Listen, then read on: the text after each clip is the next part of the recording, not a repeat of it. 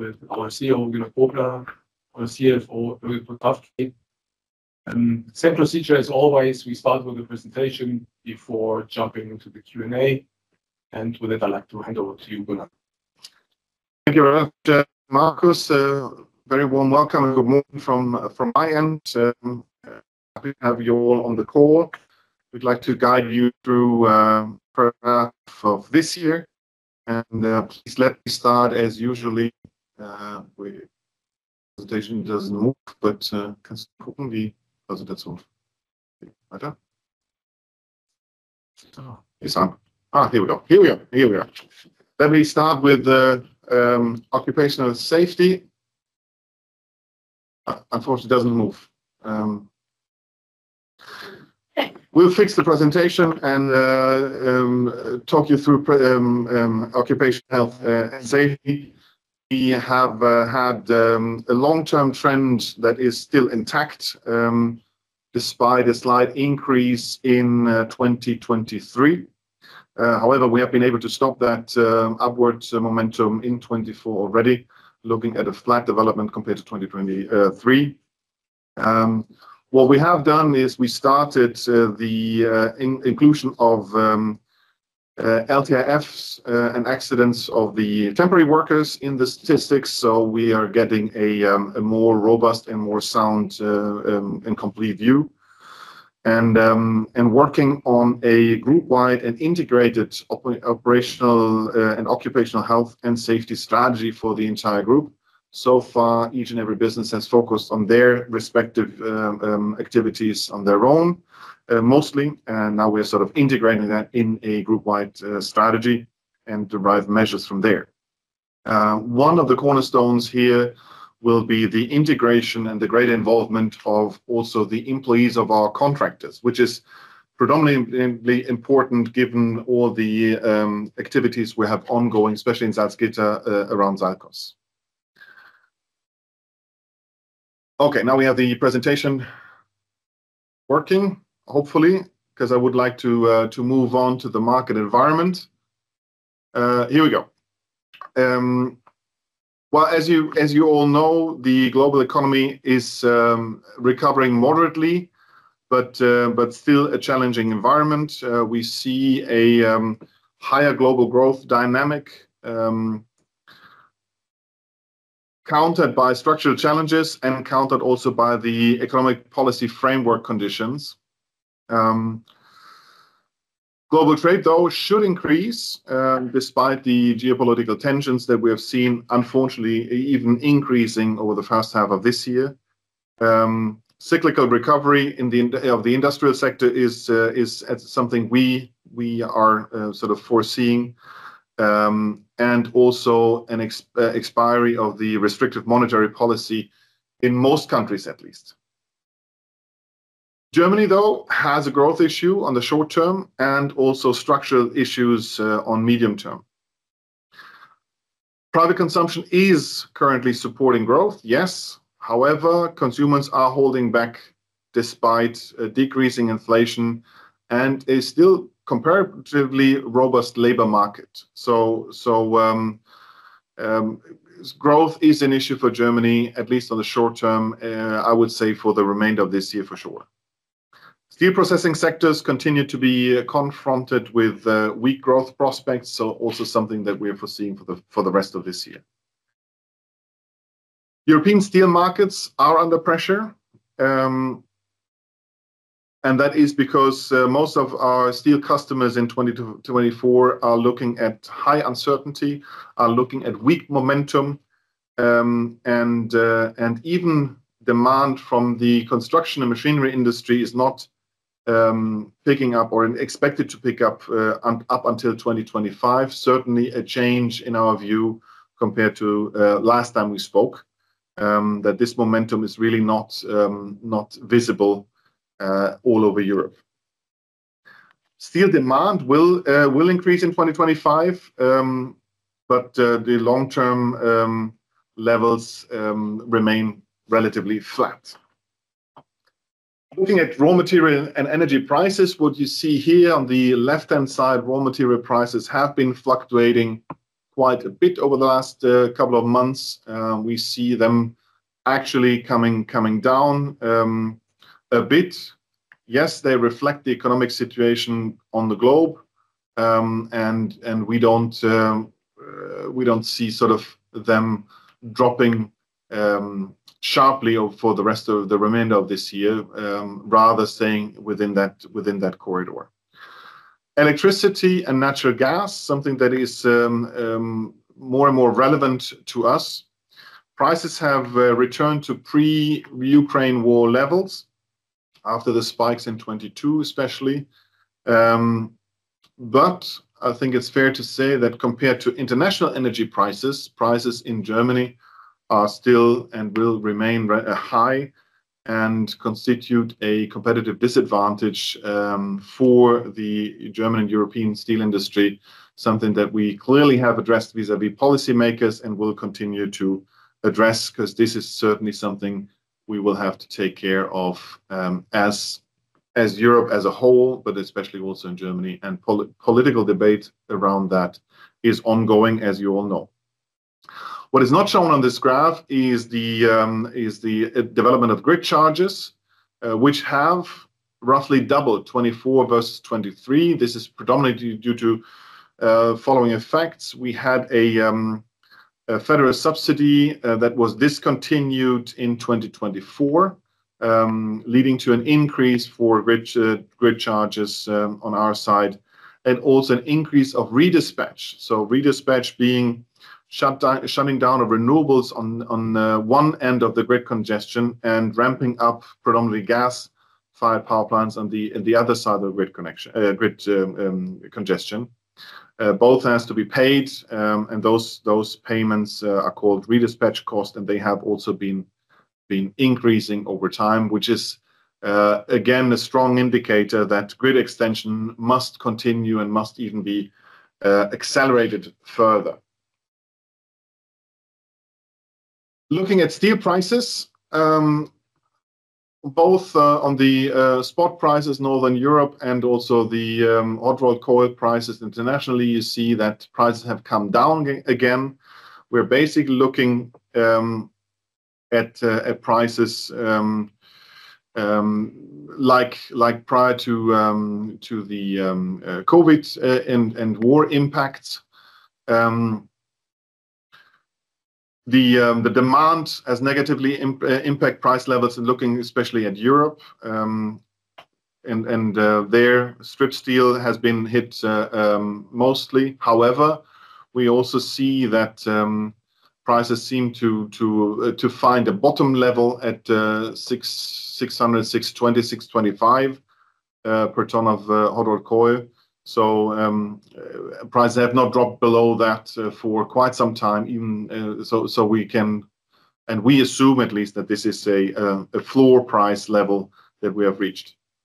Surplus capacities on a global scale also result in higher imports in Europe, and this has put additional pressure on prices.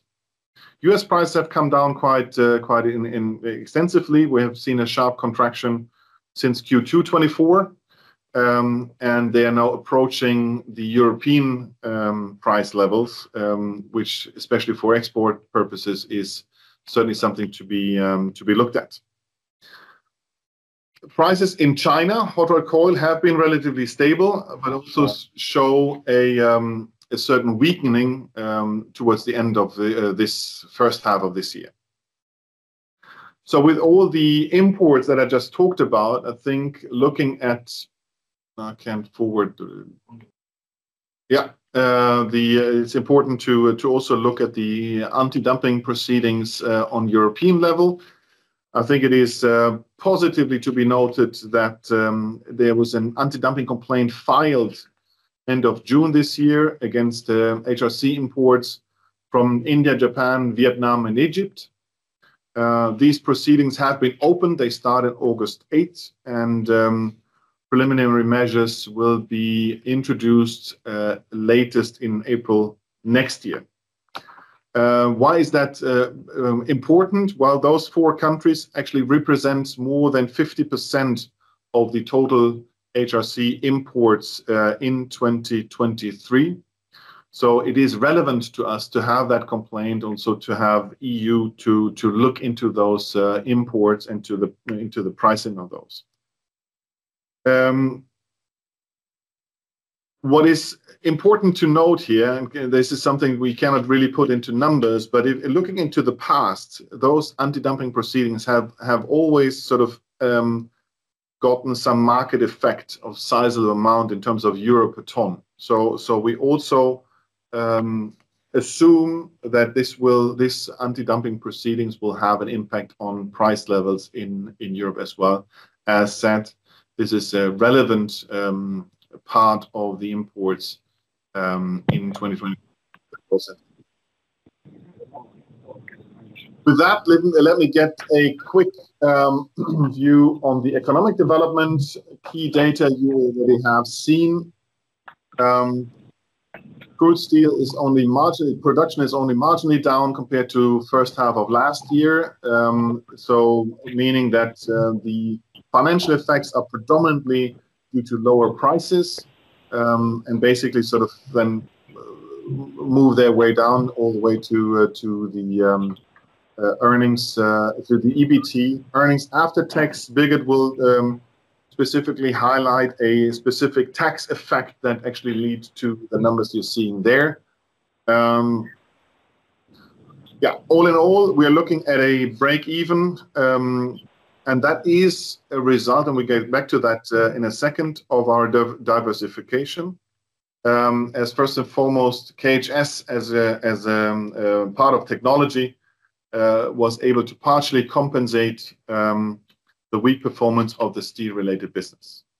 Looking at the individual divisions, steel production, earnings tumble in the first half of 2024. No surprise, you have seen the numbers.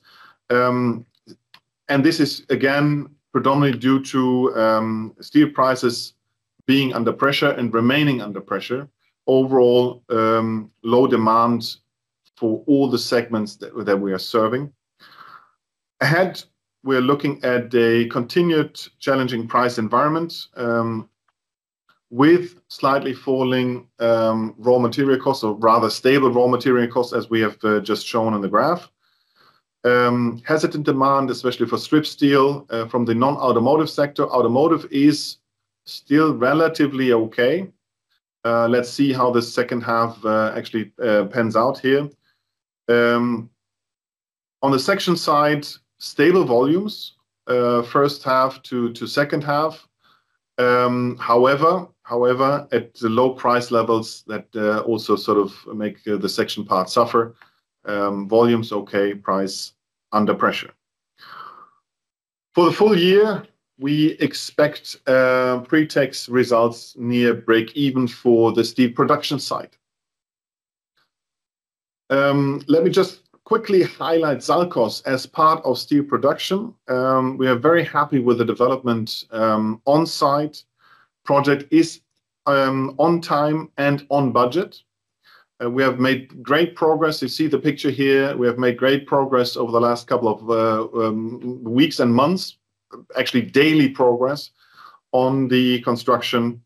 And we have first delivery of main components that have arrived on site. You can see that here, but in the picture on the back end, you actually can guess some of these parts that are stored there to be pre-mounted. So that is all good development. The mega media line has been completed last month, so also here good development.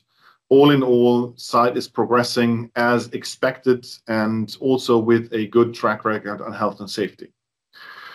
What is important to mention here is we will absolutely not change the program for SALCOS phase 1. So what you see here on the picture. However, I would like to highlight the flexibility that we have in the overall SALCOS program. You recall that we have staged SALCOS in three different phases. But I also mentioned already in our last call that we have a lot of optionality here, how to stage the next steps of SALCOS and we will certainly also reflect on the current overall economic development and steel demand, and the development also for green steel for SALCOS phase 2 and 3. However, let me reiterate, phase 1 is well underway and will enable us to deliver green steel to our customers as of mid-2026, as promised, and also as already contracted in terms of volumes towards our customers. Looking at steel processing, well, we have to face a multitude of challenges in the first half of this year in this business segment. Really sort of significant decline in demand on the plate business, market prices back at 2021 levels, and increasing input material costs, as you have seen on the raw material side. Steel tube is postponement of projects that what we see on line pipes and on the large diameter pipes. So the expectation that we had for sort of Q2, Q3, that especially on the large diameter pipes, we see a pickup due to the hydrogen network being to be built out, etc., is postponed. Hydrogen network has been now, from the German government, has now been agreed upon and cleared. However, this has taken much longer than expected. Hence, we see this postponement here. It's not that projects are called off. It's just the timing effect that we see on the steel tube side. Core customer segments on precision tubes are also relatively low. So also on the MPT side, volumes have been low. The result of stainless steel tubes, MST, these results, and this is important to know, include an impairment of roughly 20 million euros. This is, as you all know, stainless is under sale. So those impairments, I'll get back to that in a second. Overall outlook going forward, the economic weakness is also relevant for the steel processing part. As just said, we see the opportunities for plate production, pipe plate production, and large diameter pipes towards the end of this year. However, precision tubes remain challenging. We don't see sort of a market pickup here for the foreseeable future. And that all leads to a negative EBITDA and negative EBIT for this section for the full year 2024. Also, here's some operational activities ongoing, which I believe is very relevant, especially for the plate side. We're looking into expanding our market share on the protection steel. Secure is the brand to that. You all know that we acquired the competence and the brand from ThyssenKrupp when they exited their plate steel business. We have further developed that and are in processes with relevant authorities, but also customers to get the steel through the relevant processes and be able to increase our volume on that side, which is also good in the utilization of the new heat treatment line. So an investment that will certainly pay off in this market segment. So a good development on that end, and then to stainless tubes. We communicated very clearly that we're going to sell stainless to Konya. Process is well underway. We're waiting for final approvals of a couple of regulatory bodies. We expect this to happen in Q3. So we also expect to close the deal in Q3, leading to a cash inflow of 125 million. And as part of that, as I said, we have this write-down of 20 million on the assets as part of the sale. Looking at trading, trading has been hit by a very weak demand, especially in the first half of this year. Prices are on low levels. International trading, though, has improved on the business development side, so things look slightly better here.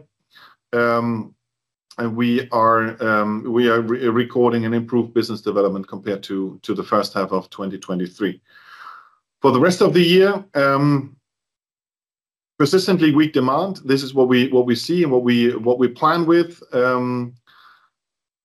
We see less negative effect from inventories. In international trading, as I said, slight growth of shipments. So volume-wise, let's see what prices will bring here. But from a volume perspective, there's momentum there.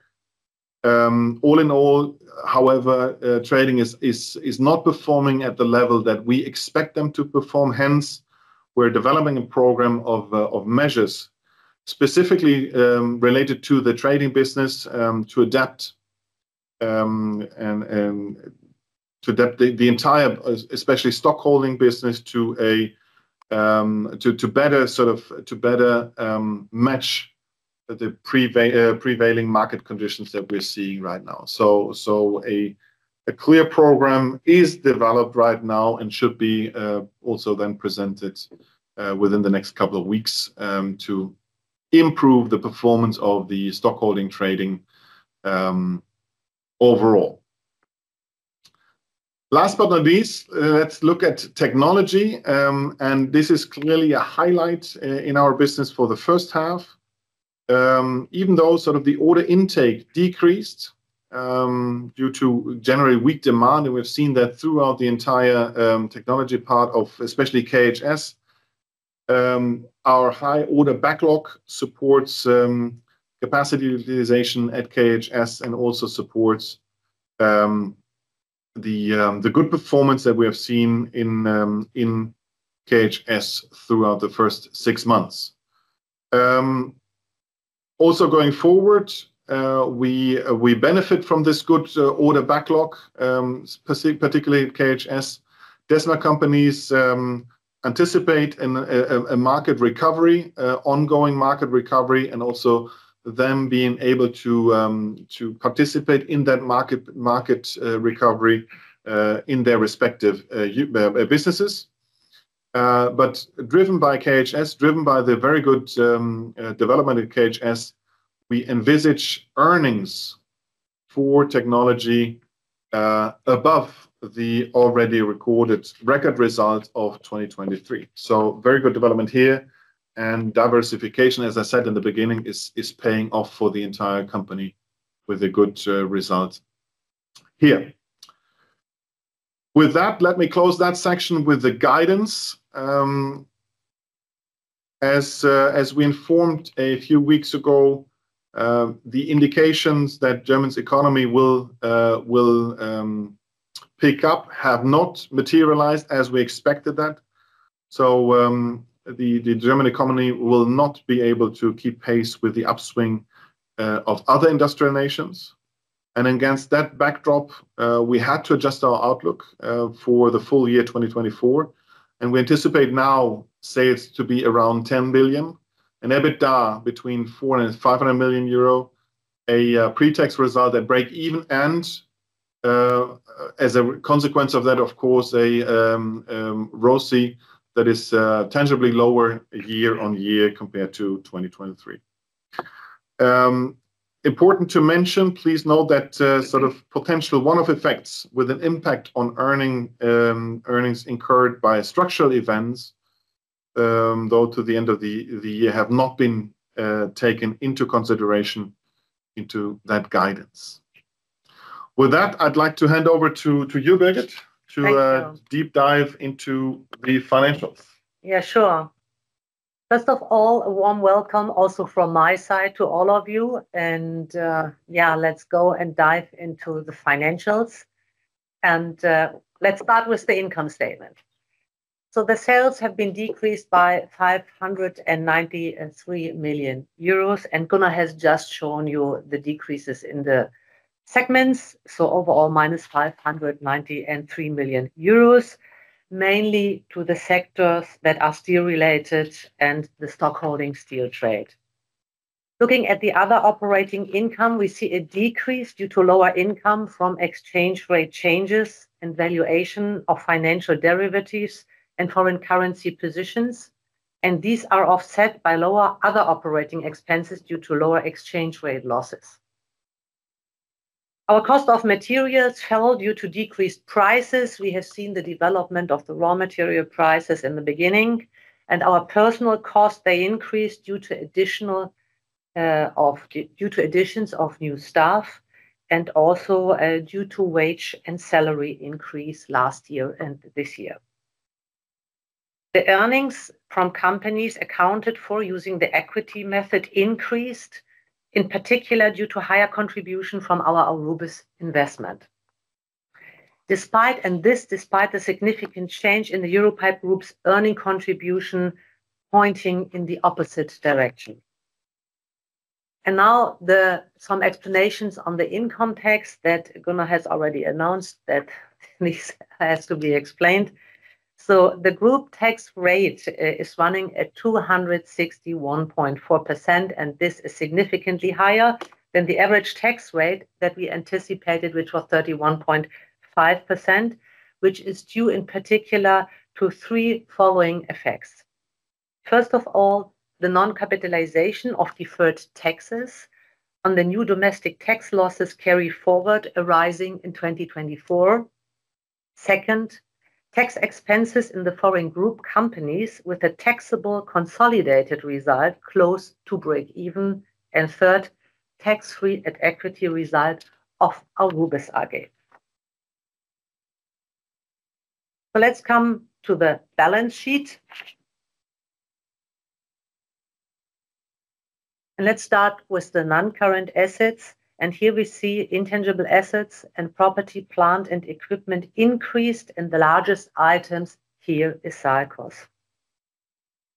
The investment accounted for using the equity method is higher, and this also essentially due to at equity valuation of Aurubis compared to last year, or the end of last year. Our current assets, here we have especially current trade receivables that are increased, which is more or less a seasonal effect with the majority part at our SZFG. And we expect this, of course, to come down over the course of the year. I will talk about this a little later.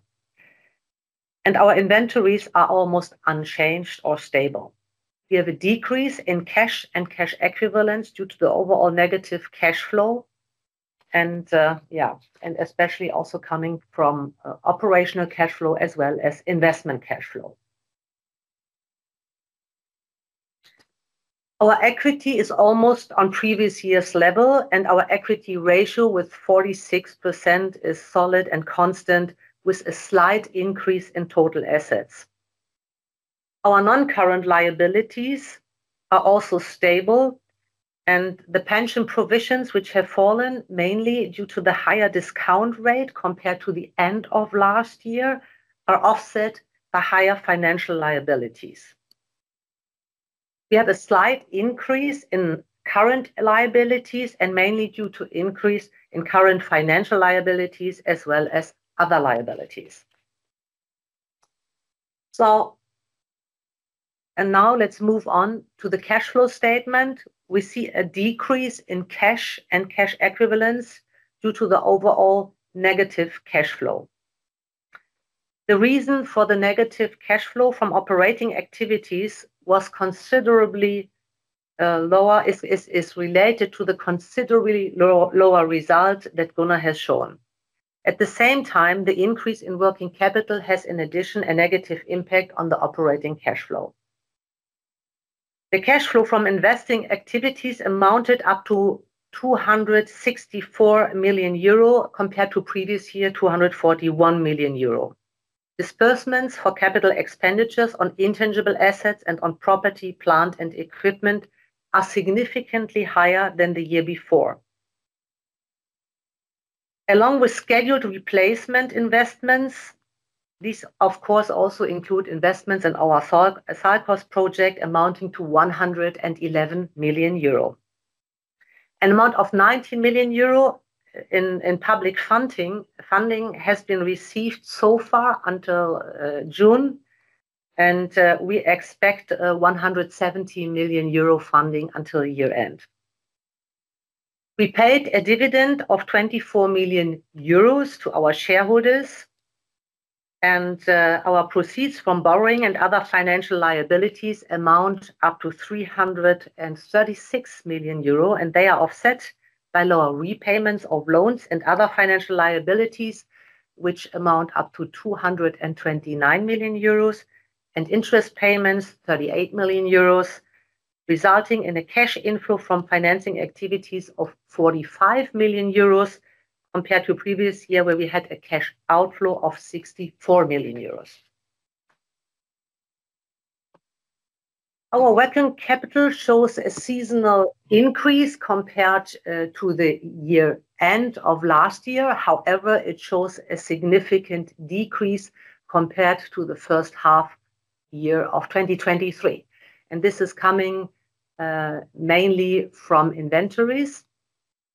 And for the Q3, we are seeing the inventory level being more or less stable and then decreasing towards the end of the year below 3 billion euro.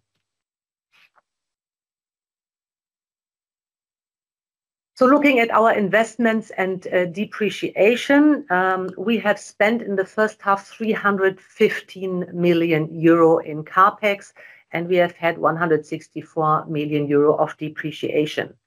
Our plan for this year was to spend around 500 million euro for CAPEX without SALCOS and around another 500 million euro for the SALCOS project. However, since the situation, especially looking at the operative cash flow, is facing quite some headwind, we set up a program in order to safeguard our cash position. And this is resulting also in reduction and postponement of investments worth 140 million euro. And this is including also postponement of SALCOS payments. However, we are not postponing the SALCOS project. So it's just about when does the cash leave the company in order to pay the bills. Here we reworked the whole thing and took out quite this significant amount. And altogether, we have also added cost reduction measures in budgets and also in personnel cost, as well as in maintenance, so that we come up to a low to mid three-digit million amount in order to safeguard the net financial position that we have planned and in order not to decrease this net financial position further.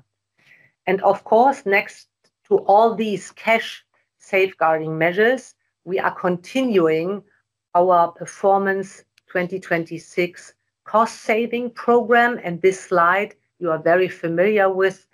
You have seen this before. We have calculated an increase to overall savings of around 250 million euro. And we are taking this also next to the cash effective measures constantly very seriously in order to organize also these cost contributions. And as I said, the cash safeguarding measures we have switched on in order to work against the deterioration in the environmental situation and conditions. To summarize it, we need to stay on course. And we see that our diversification takes effect with our GB technology contributing with more than 100 million EBT to our profit in this year. And of course, we will continue SALCOS phase 1, as Gunnar has mentioned, because we believe and we are sure there's an attractive market for green steel. And our measure program to secure earnings has been expanded by liquidity measures, as I have just laid out. And these specific optimization programs are initiated, of course, down in the business units. And last but not least, of course, we are developing also new customers and segments to also organize contributions on the top line. And Gunnar, I think you want to have some final words also on the external topics. Yes, all of that is, of course, what we have in our own hands. On top of that, I think some at least positive signals to end this presentation. I mentioned the safeguards. This will provide a relief in the market. We are pretty sure about that. And also, we shouldn't forget that some of our businesses just face delays in order intakes, pipe plate and large diameter pipes as one example. And as Birgit said, I think also for new customer segments, secure as one example, we are seeing also an increasing interest in that market segment. So we should at least expect for 2025 a pickup in some of these markets that will support the financial development of the company. Let me close. You can read on the right-hand side. Yes, of course, we cannot change the direction of the wind in which the wind is blowing, and right now it feels a bit like headwinds. What we can do and what we do as a company and as management team, we're changing the way we set our sails in order to be able to continue to plow forwards in those challenging times. So we're confident that with the setup that we have, the measures that we're taking, we will guide this company through those rough waters and come out stronger than we actually went in. With that, I'd like to close and open for questions. Yeah, I have one final positive message to say. Absolutely. Yes, which I didn't mention, but I think it's very worth knowing that. And this is at the end of last week, we received from all 10 banks who are active in the banking syndicate the following positive news. They agreed to extend our syndicated loan worth €1 billion until August 2029. And we believe this is a very strong sign. Thank you very much. Yeah, thank you. Thank you. Presentation. And with that, we go to the Q&A. Please make yourself clear by hand lifting. First, attendances already made it. So we will activate one by one, and we start with Tristan. And you have to unmute yourself. Yes, hi, can you hear me? Hello? Yeah. Hello? Okay, perfect. Thank you for taking my questions. The first one is on the steel business. You mentioned that you expect steel spread to come down into H2. And I think in the past, when the market was in poor shape, when the outlook was not great, you used to adjust capacity lower.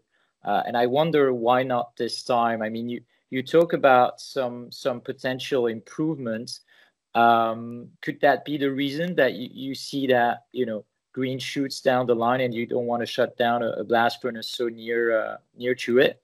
So if you can discuss that a little bit and the timing of the potential recovery. Yeah, thank you, Tristan. Of course, we have looked into capacity adjustments, and we have made some analysis back and forth, and our conclusion is that we will not adjust the capacity in a sense of taking out one of the blast furnaces. Of course, blast furnaces are not running at full capacity right now. We have reduced capacity, but we're not considering taking one of the blast furnaces out of operation as it stands now, just given that current way of operation is more cost effective than taking one of the blast furnaces out. And does that mean that you could see, I mean, you flagged that the safeguard measures change, the new investigation that's going to take time, but can already have an impact on the market. So is it possible that you already see some restocking into late Q3, Q4, or is that's not in your base case? No, at least we don't see that in the current market condition, that there's a restocking effect in the late Q3, Q4. If so, I think given that this is a rather short-term effect, we wouldn't see it now anyways. So that's not in our base case, no. Now, let me add that in our prognosis, in our guidance for the total year, we have not included any recovery effects for the second half of the year coming from the economy. Okay, no, that's very clear. And my second question is, I think you touched on that already in your presentation, but just wanted to confirm and on the free cash flow outlook for the second half of the year. So on the capex side, you were saying 1 billion gross for the year, and now it's you cutting that by 140 million, I believe. On the subsidy side, you expect 170 million for H2. You have the disposal cash coming in. And then on working capital, just to clarify as well, if you have an investment in Q3 and some release in Q4, do you expect, on the second half basis to be on a neutral basis, or are you going to be able to release some working capital? Just trying to get, the free cash flow outlook a bit refined there. As I said before, we are now slightly above 3 billion in the working capital. And of course, working capital measures are also in high focus next to reduction of investments and also personal cost. And we want to bring this down below 3 billion euro. Yeah, we need these contributions from working capital until year end also to improve our operative cash flow. And on the capex side, is that correct the way I understood it? It was 1 billion and now it's minus 140? Yeah, it's reduced by 140 million euro, mainly due to shifts in the outgoing cash over the year-end period. Yeah, and also some smaller cuts, but the majority is a shift in cash out. And we will now, in the planning phase, we will be busy to carefully look at what we are going to do with 2025. Okay, perfect. I jump back to the queue. Thank you. Sure. The next question is from Alan Gabriel. Yes, good morning, and thank you for taking my questions. I have a couple of them. So your major partner at HKM has been talking over the weekend about exiting this JV if no viable restructuring plan is agreed. Where do you stand vis-a-vis their position, and how would the potential closure impact your business? If you can help us just frame a little bit the impact there. That's my first question. Thank you. Yeah, of course, we are very well aware of ThyssenKrupp's view on HKM. We are in constructive dialogues with them on a potential sale. Let's see how that materializes. We are also informed that if a sale is not possible, they think about a closure. But that needs to be further then refined what that actually means in terms of timing, in terms of but that is too early to say. However, I think it's fair to say that if Thyssen is looking at a closure, we will not take over HKM and run it ourselves. So we most probably then go along with them on a closure scenario. Same actually on the sales scenario. So the likelihood that we would stay in with the other two shareholders exiting the asset is relatively low. And what would be the impact of your business if, let's say, it closes? Will you have to source all the raw material from a more expensive supplier? Well, we're in the phase of analysis. I think we're looking at material for NPT that can be sourced in other places, as well as for the plate business can also be sourced internationally. And we have already proven in the past that we can source slabs internationally to supply, especially MGB. And we expect that to be possible also going forward. Price-wise, let's see where the market then is. Thank you. And my question is on the SALCOS. I guess even implementing stage 1 alone under the current economic conditions will take its toll on your balance sheet. Clearly, you are taking some more drastic measures to postpone some payments into next year. What are your very early thoughts on 25-26 spending at the group level? And do you have a net debt limit after which you will need to take more drastic measures regarding spending? Thank you. Concerning SALCOS. So concerning SALCOS, the years 2024, 25, and 26 are the major spending years for SALCOS phase 1 concerning the CapEx. And you can say roughly it's for each year, roughly €500 million spending. Thank you. And what about the net debt limit, after which you will need to take some more drastic measures if the cash burn continues for the next 2 years? Is there any internal limit that you have set yourself, or at least financial gearing limit? We haven't set a hard limit internally. However, we are already, as Birgit pointed out, we're already sort of taking countermeasures right now. So we are not waiting to reach a certain limit. We're acting right now, and I think it's good that already as part of the strategy 2 years ago we sort of implemented this improvement program, Performance 2026, 250 million euros. I think we're well underway. On top of that, the measures that Birgit pointed out on capex and also opex spending right now. And as said, we are looking into the individual business areas, whether there's more we can also do on the structural side. But this is not because we're reaching a certain limit or so, but we see the necessity to further make that company sort of weatherproof if market conditions continue the way they are. Thank you very much. Thank you. Before we continue, one organizational remark from my side. This is an analyst conference. We are fine for the press to listen, but we will not take any questions from the press. Next one is Bastian from Deutsche Bank, please. Yeah. Hey, good morning, all. And also thanks for taking my questions.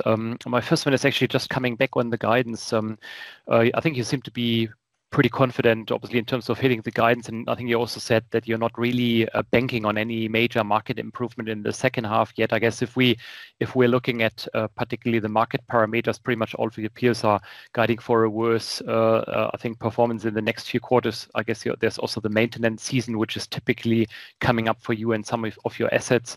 And then there is Arubis, which basically had delivered like pretty much twice the performance on an accounting basis versus what the operational performance did, which obviously benefited, and that may not necessarily continue. So in your guidance framework, which makes you very confident to hit this, and particularly also when it comes to processing, is there already any improvement from the project contributions which we will see and which we can expect basically to support you a little bit before the end of the year? That's my first question.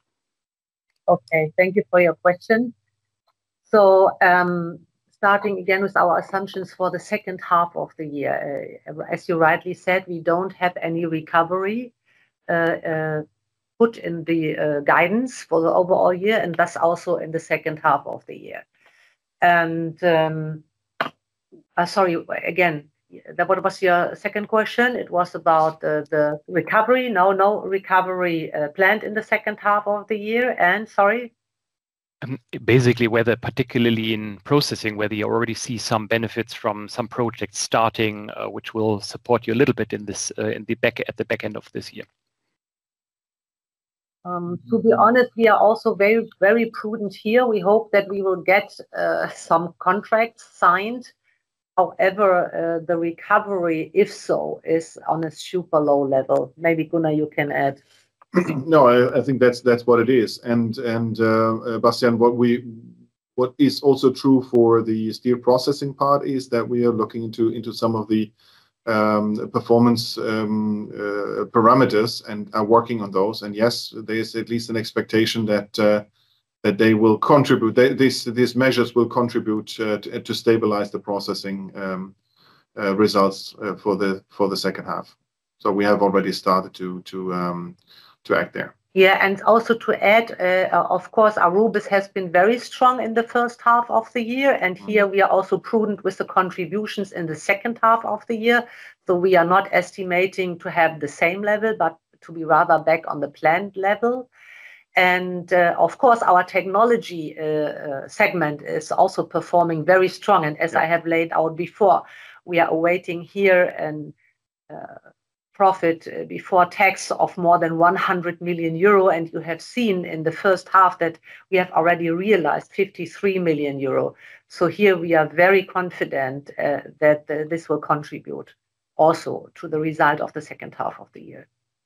But there are no effects from large time user projects factored into our guidance for this year. No.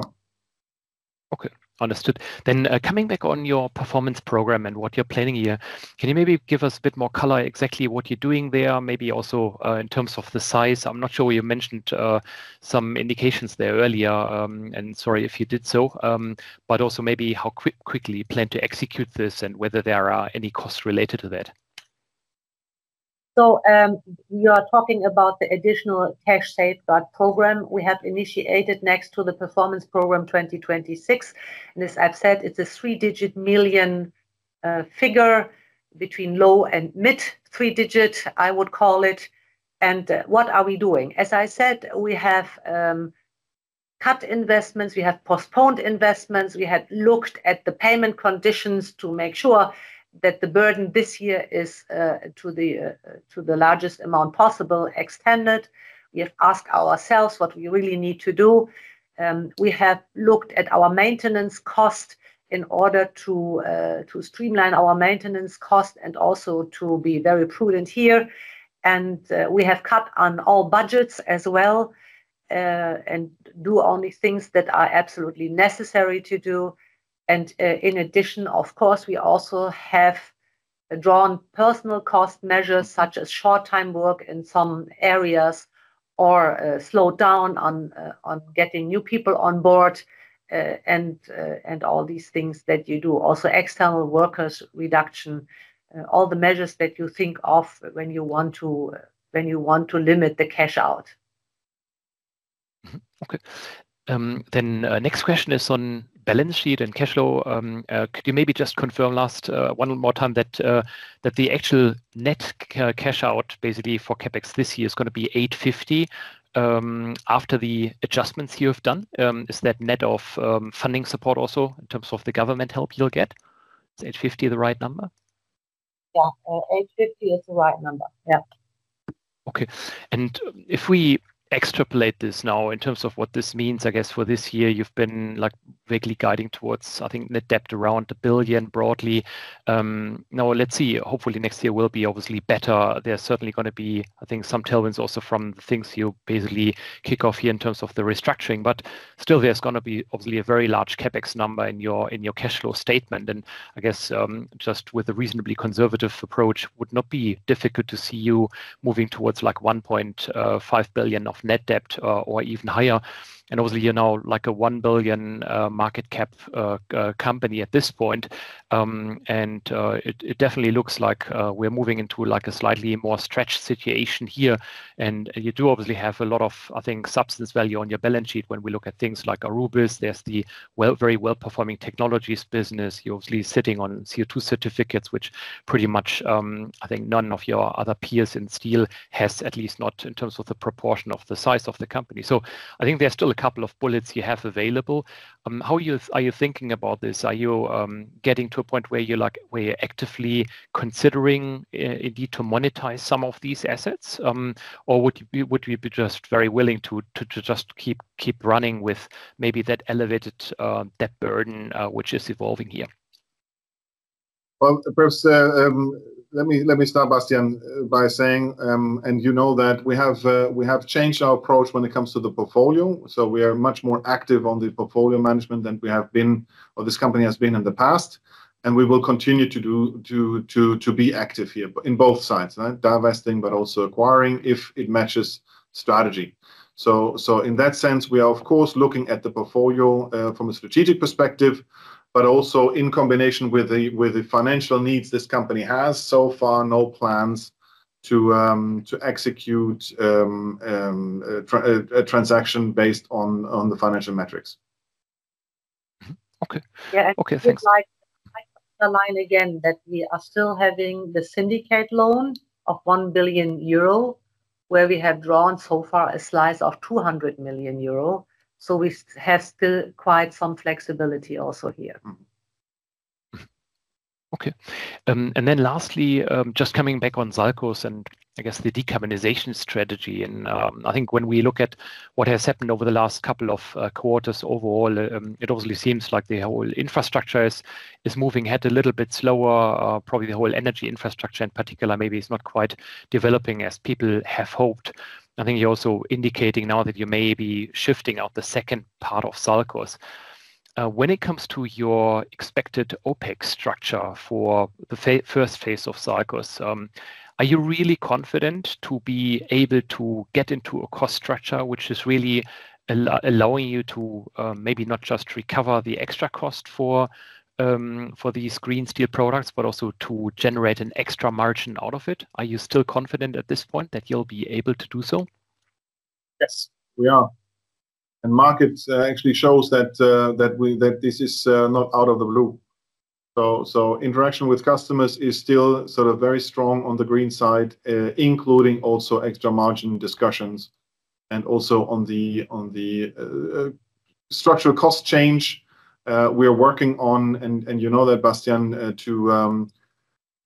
to take out volatility on their cost side, especially on the electricity side. And as you most probably saw, we also went out to the market on a hydrogen. On hydrogen PPAs or HPAs. So we're very well aware of the cost structure, the future cost structure, and are working already today sort of to manage that in a good way. Okay, understood. Thank you. Right, next question is from Christian from Bayern. Yes, hello. And good morning. 3 questions, if I may. First is on the electricity deal you had with RWE. Can you say something about the price structure of this deal going forward? We're not disclosing those elements, Christian. What do you exactly? What do you exactly? You're talking price structure. What is it you're looking at? Can you give us what is the trigger for the prices going? I assume it will be flexible, of course, yeah. But what will drive the prices for the electricity from the RWE deal? Well, perhaps let me put it in a bit more general terms, Christian. When looking at PPAs, we normally look at a fixed price PPA for a certain period of time. In some occasions, you have a corridor in which the price can fluctuate according to the EEX, and that's then part of the negotiation. But there's very seldomly that you have a green PPA that is market price based. We have that for a smaller PV farm where it is really about getting green electrons. But normally you have a fixed price or a certain corridor. Does that answer your question? And the volume is yes, in a certain way, at least.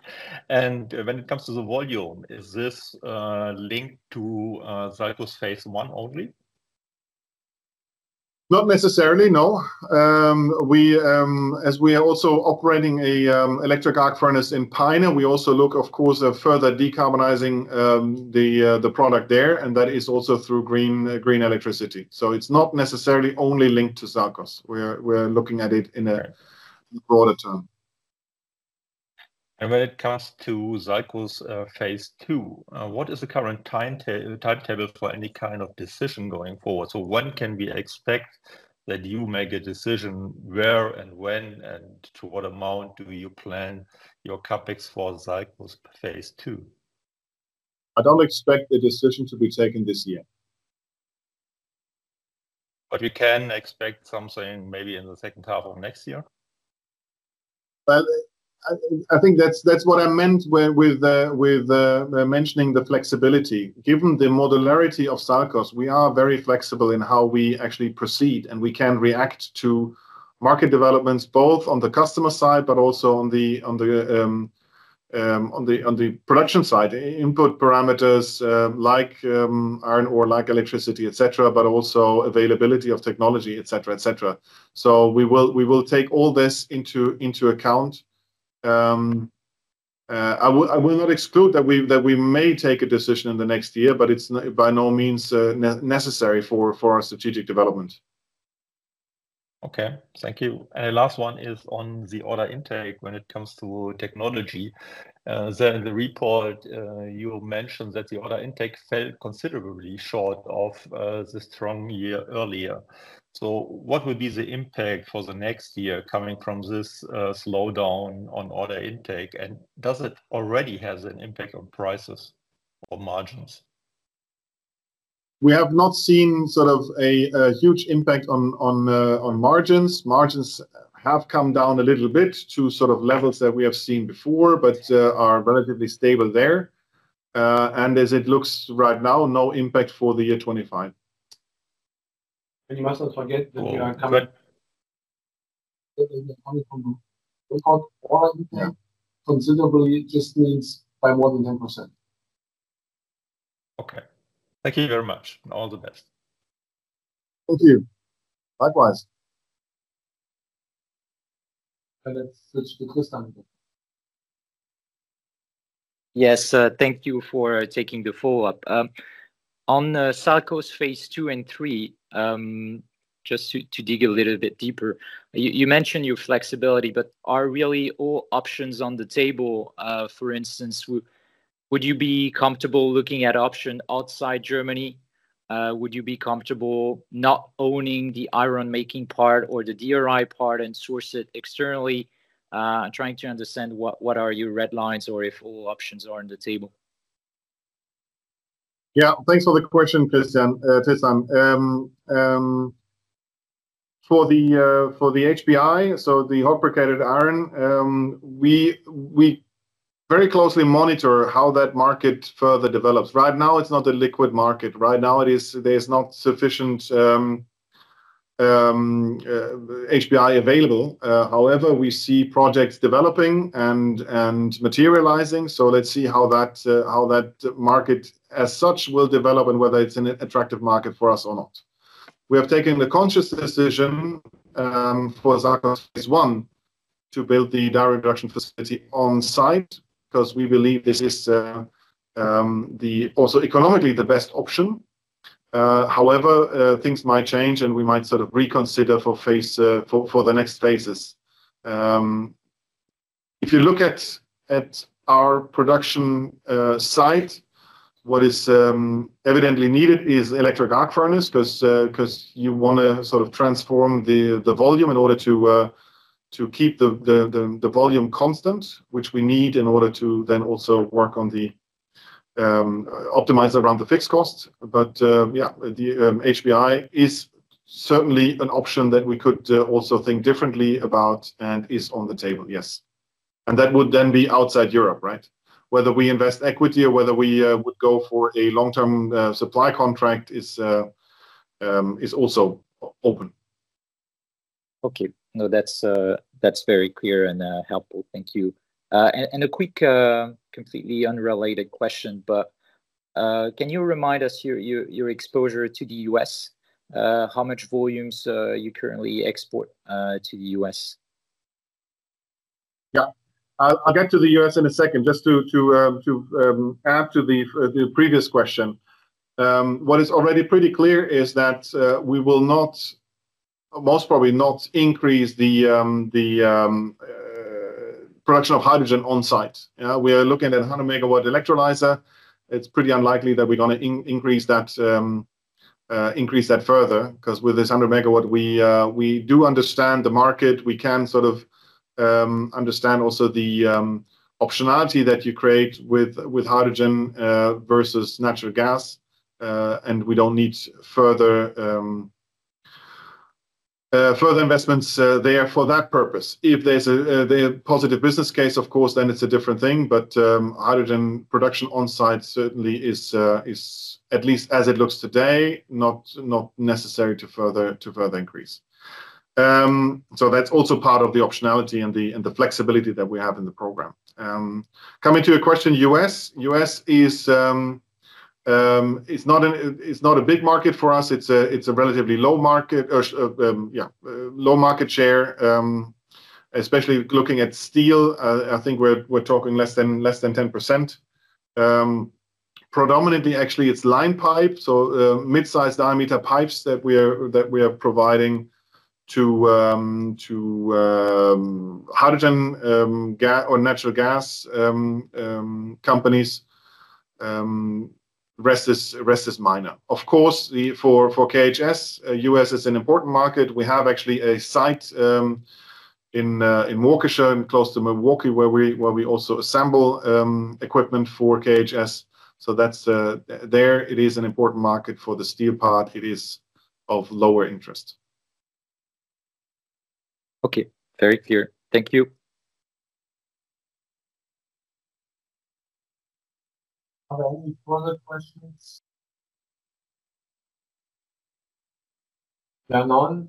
Then Gunnar, maybe some closing remarks from your side. Yeah, I'm happy to. Thank you very much for joining us and for your interest and all the questions. We're looking at a difficult year, 2024. I think we're well equipped structurally, but also with all the measures that especially Birgit has pointed out to overcome those challenges and leave this year stronger than we went in, as said, and that we are setting our sails in a right way so that we actually continue our path on the overall strategy, which we still believe is the right thing to do and is stable. And then let's also look into a most probably better year 2025 than 2024. Still have a year to go, so we shouldn't forget that. So we will keep focused on our focus on delivering on what we promised for 24. Thank you very much for now, and you all have a great day and you stay safe. See you soon. Thanks. Bye. Thank you. Bye.